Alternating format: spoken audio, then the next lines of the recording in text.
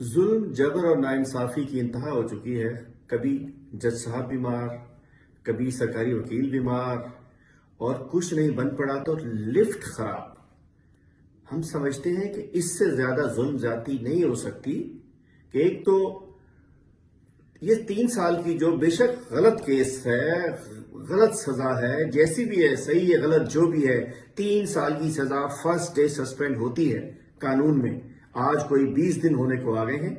ایک ہمارے قوم کے عظیم لیڈر کو، عمران خان جس نے قوم کی جنگ لڑی ہے، اس کو 804 بیرک میں ڈالا ہوا ہے۔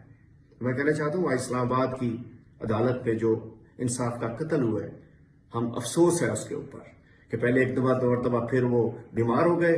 پہلے ماشاءاللہ بڑے صاحب بیمار ہوئے تھے، اب چھوٹے صاحب بیمار ہو گئے، اور اس کے بعد اس کیس کو جو لطیف کھوسہ صاحب جو بڑے اچھے انداز میں خان صاحب کے ساتھ کھڑے ہیں، گزشتہ روز ملے بھی، جب انہوں نے حق گوئی کی، کیس کے پرتیں کھلنے لگی، تو ان کو ایک سازش کے تحت، جب تک واضح نہ ہو جائے میں اس کو سازش کہوں گا، ان کو پنجوتا صاحب کو، علی اعجاز صاحب کو اور دیگر 14-15 لوگوں کو لفٹ میں بند کر دیا گیا۔ اگر 10-15 منٹ بند رہتے تو شاید اللہ نہ کرے آج وہ ہمارے بیچ میں نہ ہوتے۔